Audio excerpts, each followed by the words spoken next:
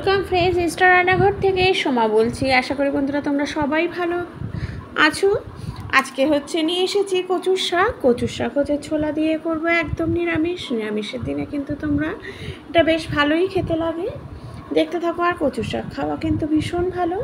ছোলাটাকে আমি ভিজিয়ে রেখেছিলাম, আর কচুটা কিন্তু আমার কাটতে হয়নি। কচুটা এরকম কিনতেই পাওয়া যায় কাটা।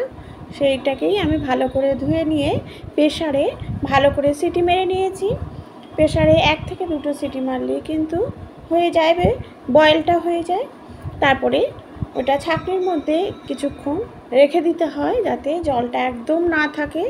জলটা যখন একদম ড্রাই হয়ে যাবে তখন কিন্তু কচু শাকটা করতে হবে। দেখো, দেখতে থাকো তোমরা। তেল দিয়ে দিলাম, তেলের মধ্যে দিয়ে দিচ্ছি একটু নুন আর একটু কালো জিরে ফোড়ন।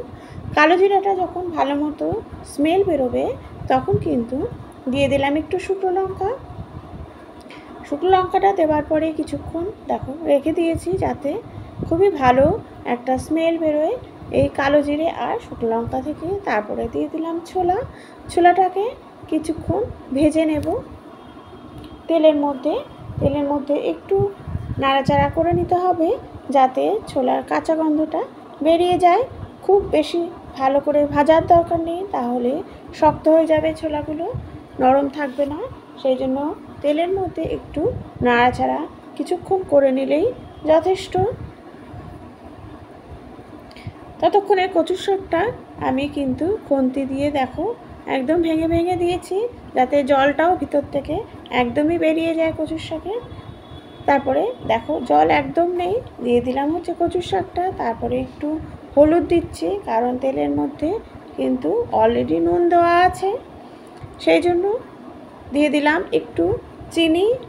সব দিয়ে দেখো ভালো করে এটাকে বেশ অনেকক্ষণ ধরে কিন্তু কচুর শাক রান্না করতে লাগে, তাহলে একদম যখন ড্রাই হয়ে যাবে তখন কিন্তু কচুর শাক বুঝবে হয়ে গেছে।